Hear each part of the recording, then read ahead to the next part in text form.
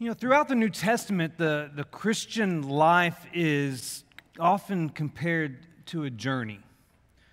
For example, it's compared to a journey in Hebrews chapter 11, where the author of Hebrews indicated that the patriarchs, namely Abraham, Isaac, and Jacob, were strangers on this earth, seeking a homeland that he described as a better heavenly country.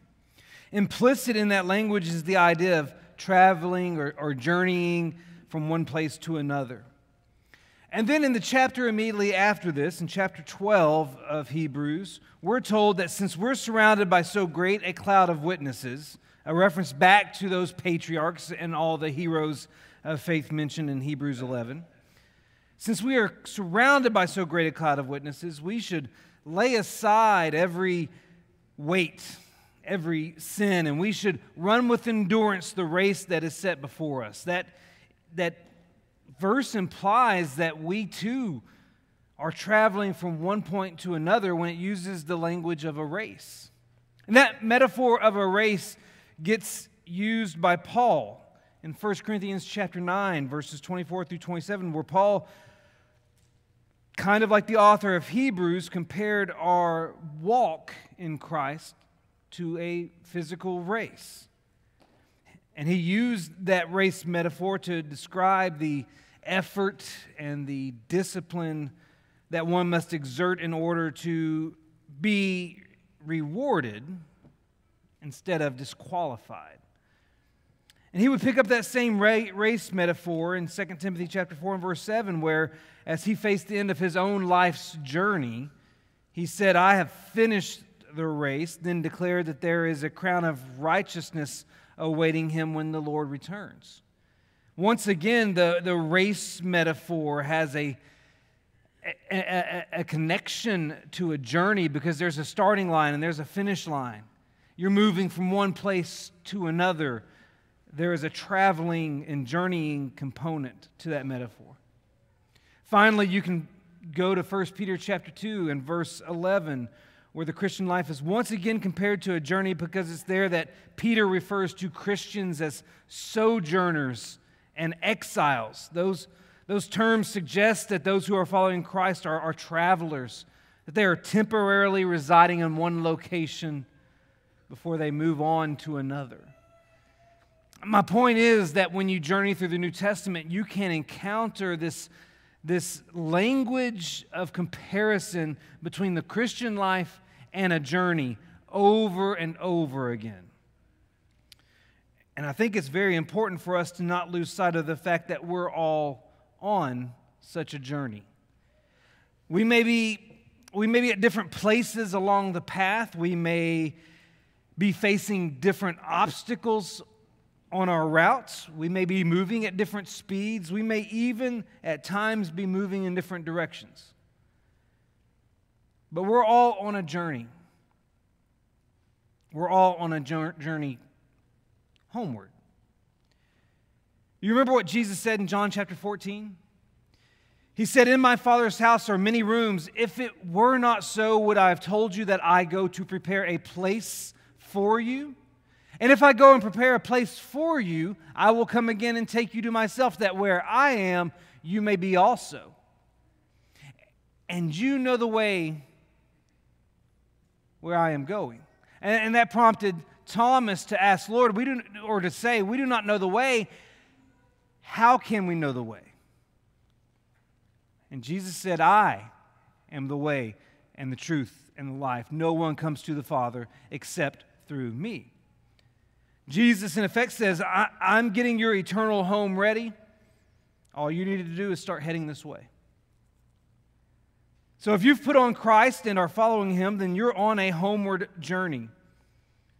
And since it's the objective of this congregation to help people complete the journey homeward, I thought it might be beneficial for us to study the greatest journey home ever recorded. So for the remainder of this year on Sunday mornings, with a couple of exceptions, we're going to be engaged in a study of the Exodus. We'll be seeing how the Israelites' journey from Egypt to Canaan relates to our own journey. our journey to our eternal home. And it will be our goal to glean the vital lessons that we can from the Exodus so that they might help us successfully complete that journey home. So I invite you to turn to Exodus chapter 13, which we read just a moment ago, if you aren't there already. And we're going to launch this study today of this homeward journey. But before we dive into the text of Exodus chapter 13, let me give you a little bit of background information. For some of you, this is common knowledge, but for others of you, you may not be familiar with the story leading up to this point in the Bible. The first book of the Bible, the book of Genesis, records not only God's creation of the world, but also God's selection of a particular family through whom He could save the world. In Genesis chapter 12, God calls a guy named Abram to follow Him, and Abram does, leaves his homeland to follow God to a new home. Abram eventually has his name changed to Abraham and has a kid named Isaac when he's 100 years old. Isaac goes on to have a son named Jacob, and Jacob has 12 sons, and those heirs of Abraham become known as the children of Israel, or the Israelites. Now, back in Genesis chapter 15, when God visited Abraham, and He promised Abraham that his descendants, that those children of Israel, as they would be called, that they would be more numerous than the stars in the sky. That's a pretty good deal. But God also told Abraham that his descendants would one day be sojourners in a land that is not theirs and become slaves to that land's inhabitants for 400 years. That's not such good news. But then God makes a promise to Abraham in Genesis chapter 15 and verse 14. He says, I will bring judgment on the nation that they serve, and afterward, He says that they will return to their homeland with great possessions. Well, during the lifetime of Abraham's grandson, Jacob, all of his descendants relocated to Egypt because one of Jacob's sons, named Joseph, providentially rose to power there as Pharaoh's secretary of famine relief. This was initially a great thing for Abraham's descendants because they were well taken care of in Egypt while Joseph was alive. But eventually Joseph died, and so did the Pharaoh that he served under, and a new Pharaoh came to power, and he viewed the descendants of Abraham as a threat. So he turned them into slaves and badly treated them in order to discourage them from rebelling against him. I was supposed to be clicking through all this so you could follow along. Great job, Kyle. But God didn't forget about them or the promise He had made to Abraham. So He recruited a guy named Moses through a burning bush to be the guy that He would use to rescue Abraham's descendants out of their bondage and lead them back home. It took a series of 10 plagues for the new Pharaoh to let God's people go, but eventually they were allowed to leave, and that's where we pick up the story here in Exodus chapter 13. There's this little piece of narrative that we're going to focus on today between verse 17 and verse 22 of Exodus 13. Because in this little piece of narrative, we're given some unique and important details about their journey home. Look at verse 17 and 18 with me once again. When Pharaoh let the people go, God did not lead them by way of the land of the Philistines, although that was near. For God said, lest the people change their minds when they see war and return to Egypt. But God led the people around by the way of the wilderness toward the Red Sea. Do you understand what these two verses are saying? These two verses are saying that God took them on a detour.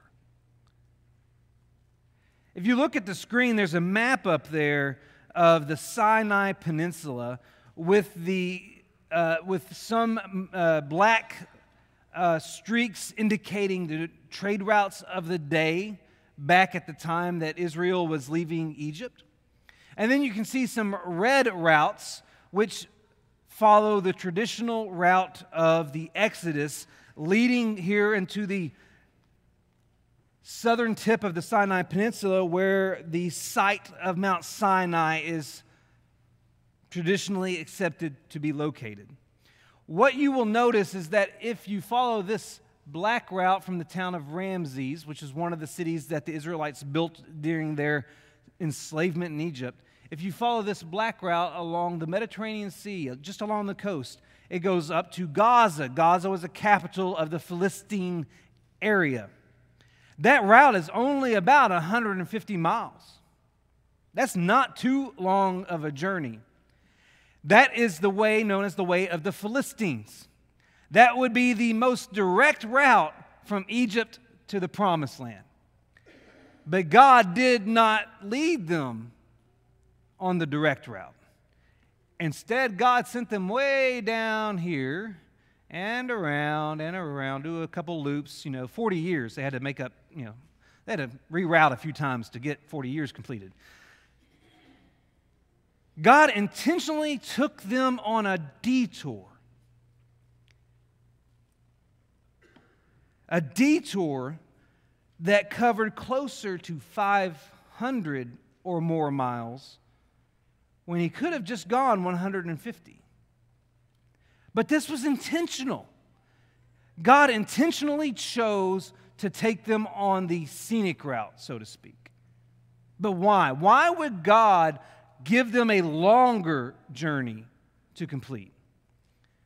Well, I believe this text in Exodus chapter 13 provides two reasons. The first is because God wanted to protect his people from more hardship.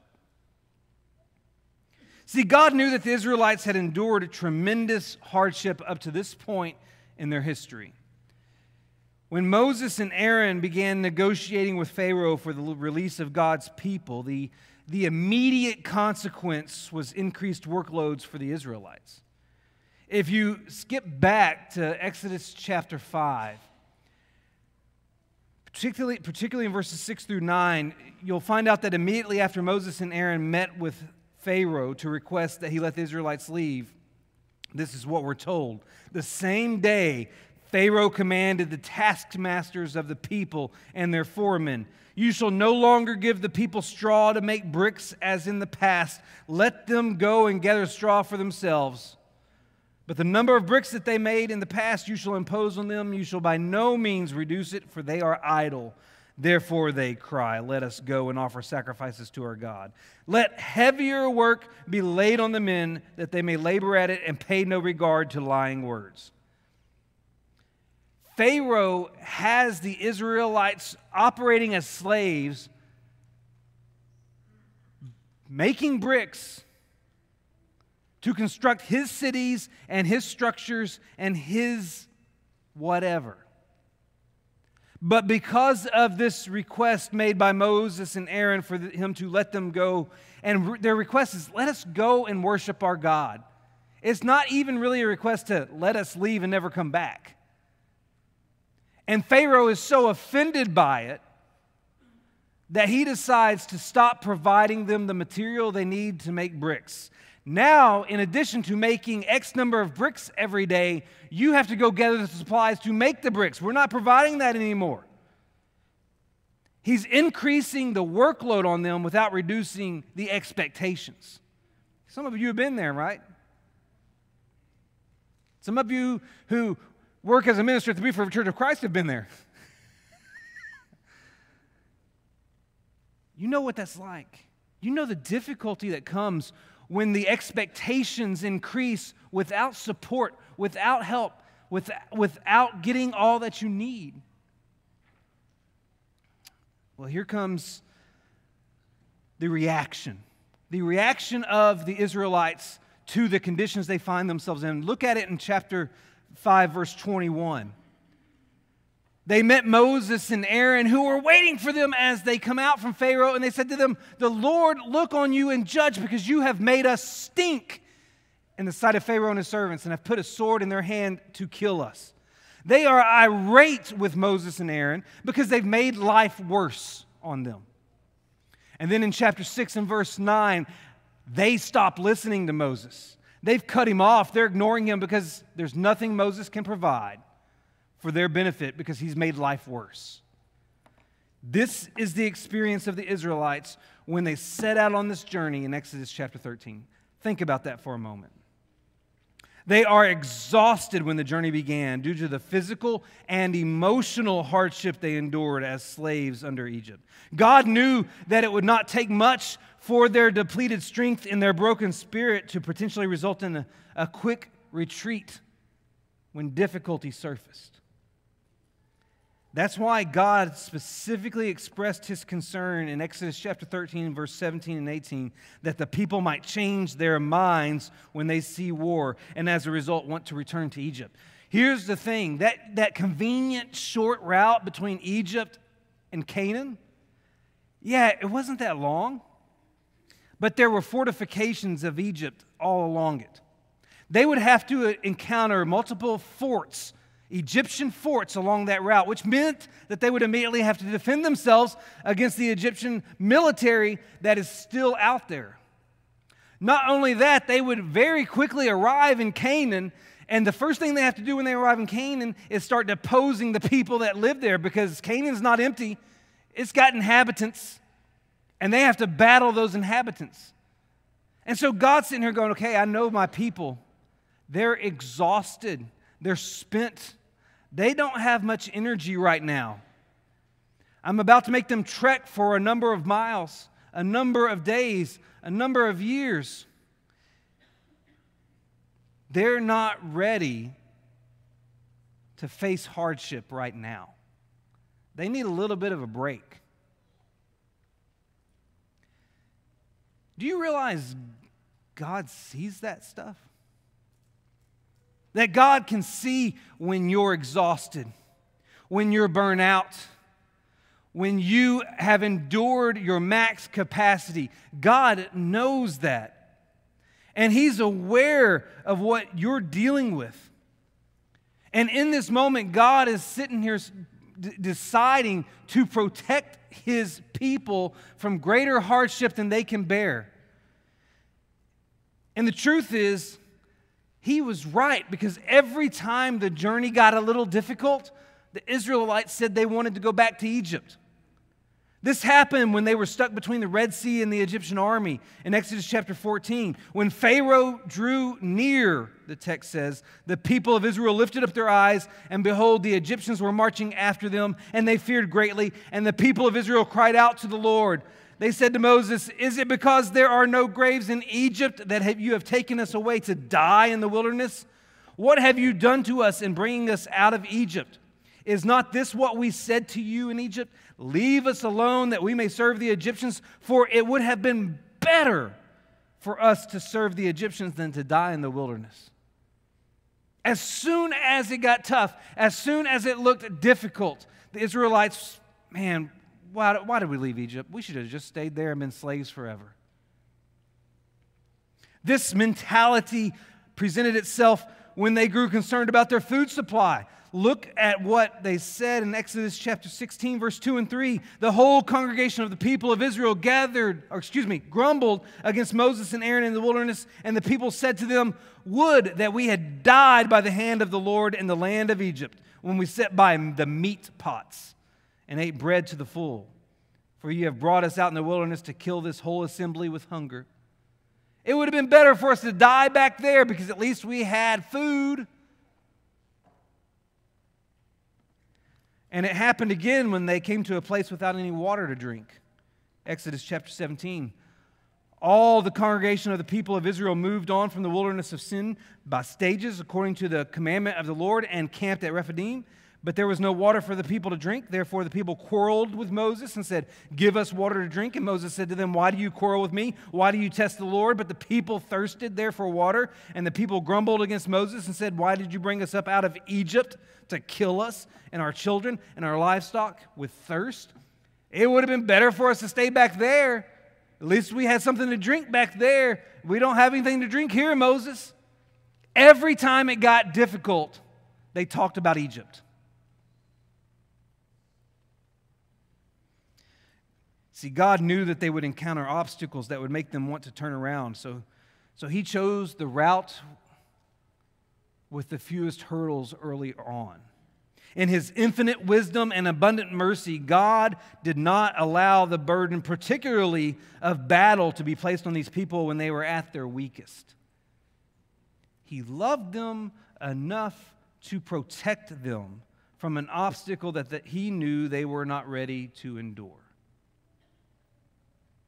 That's why He took them on a detour.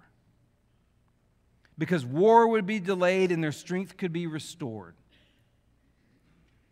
So although the Israelites believed their journey was too difficult because their enemy was pursuing them and their supplies were depleted, in reality it was nowhere near as difficult as it could have been had God not provided the detour.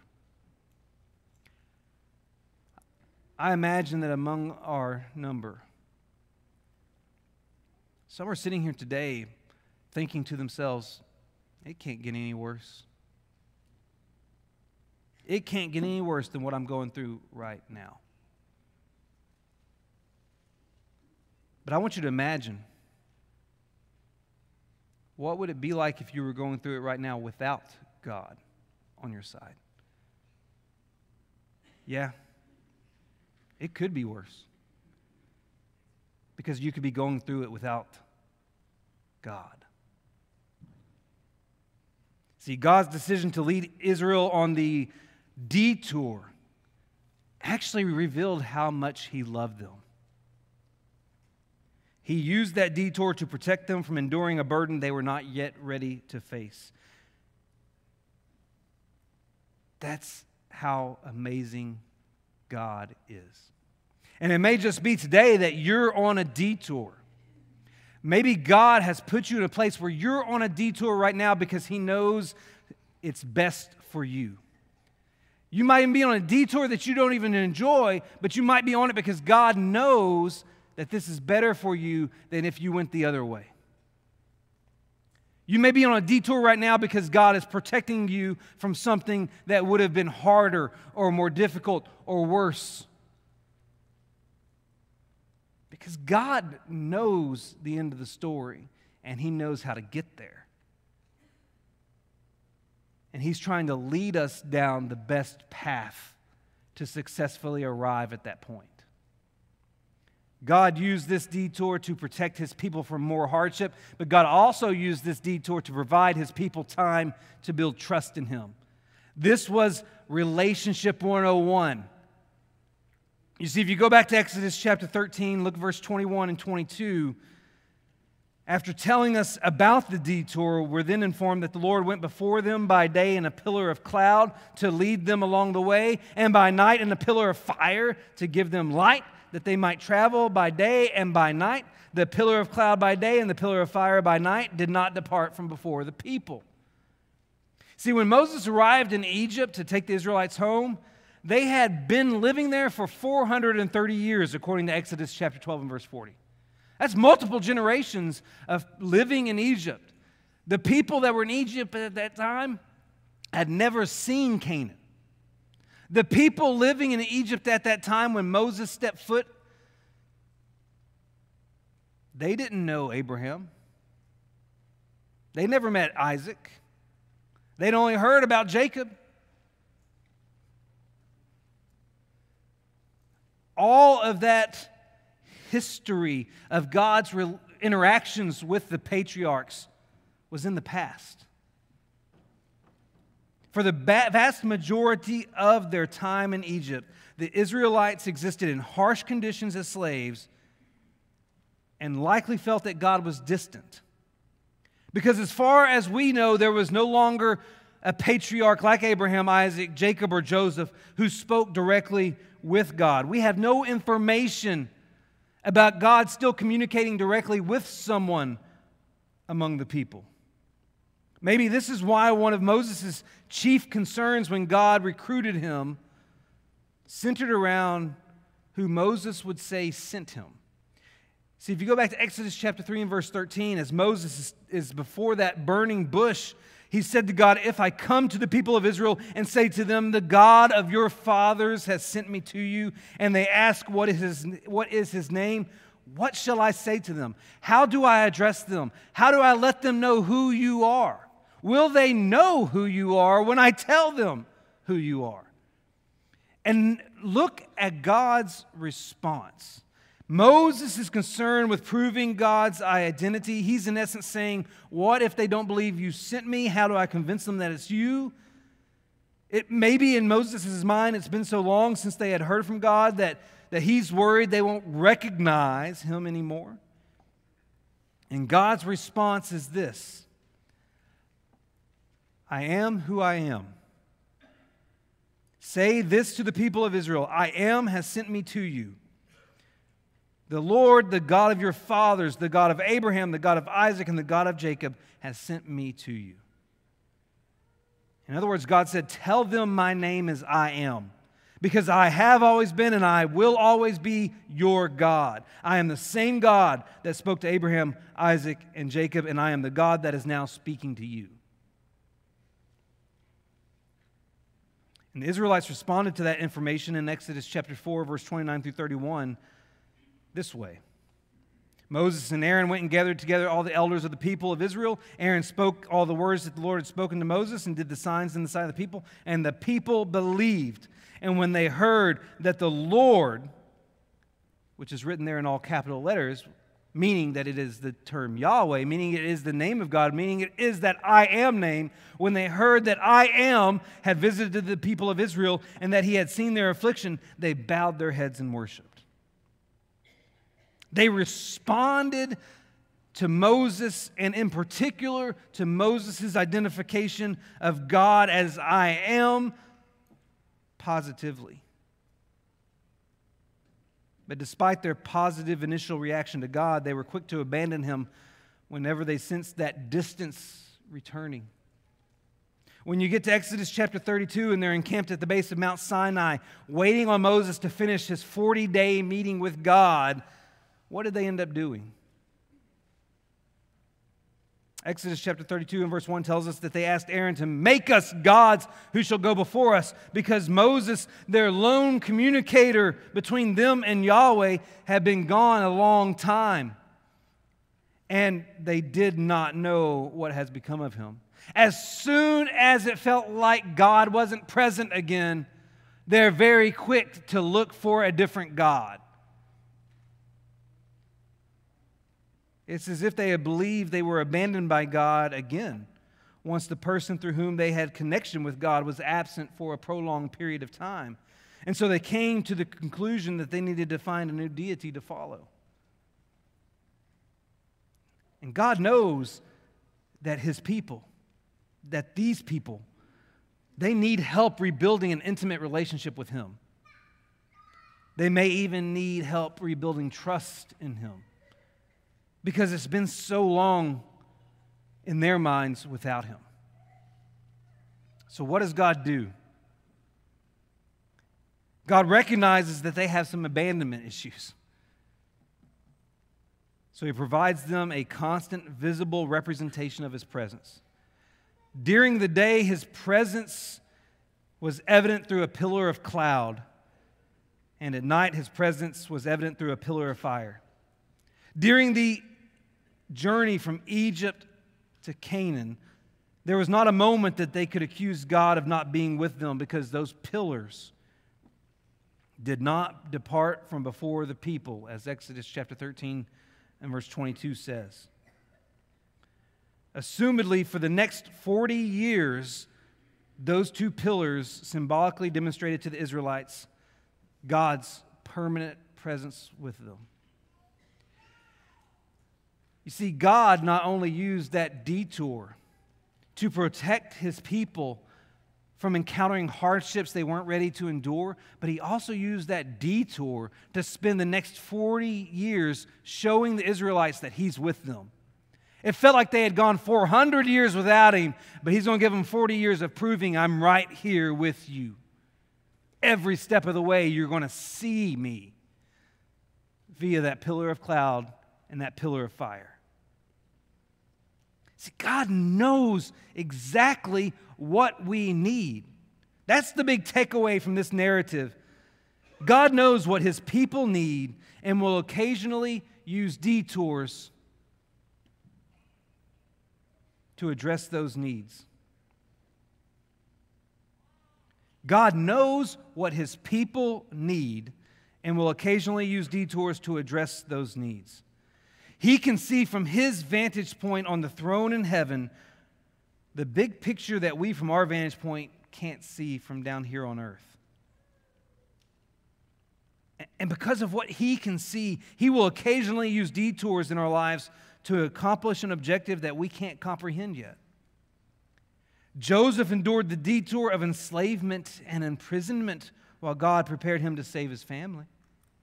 David endured the detour of living as a fugitive while God prepared him to become the next king. Elijah endured the detour of isolation while God prepared him to challenge the nation's idolatry problem. God used detours in the lives of those heroes of faith as if they were continuing education programs. They were receiving a PhD in trusting God. So Solomon's words in Proverbs chapter 3 are appropriate when we think about detours. When we look at this narrative in Exodus chapter 13 that tells us that God was using detours.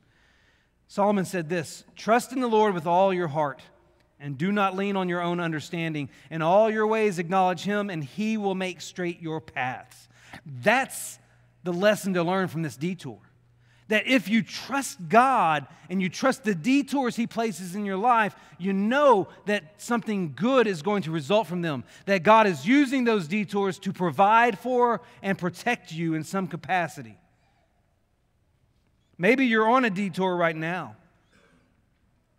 That medical diagnosis or that job transition, the end of that relationship or that difficult decision or that painful experience or that exposed sin or that long wait for a prayer to be answered. All of those things could be a detour that God is using to protect you from something worse or to provide an opportunity for you to draw closer to Him. It's up to you to decide how you're going to handle the detour. Realize this, we may not always understand how God operates. We may not always understand why God operates. We may not always understand when God operates. But do we need to understand those things?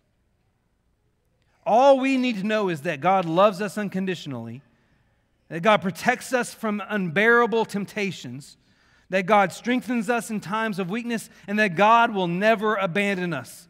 And on those promises, our faith should rest as we patiently endure His detours. If you know He's the God of love, the God who provides escape routes, the God who gives you strength, and the God who never leaves, then it really doesn't matter what detour comes your way, because you know He's got it. So the question you need to ask yourself today is your journey taking you down the easy path or the right path? Remember what Jesus said toward the end of the Sermon on the Mount in Matthew chapter 7? He said, "Enter by the narrow gate, for the gate is wide and the way is easy that leads to destruction. And those who enter by it are many, for the gate is narrow and the way is hard that leads to life, and those who find it are few." So is your journey taking you down the easy path or the right path? If you're not on the right path today, maybe it's time for a detour. Whether you need to start your journey home by putting on Christ in baptism, or you're on your journey, but you realize it's time to reroute.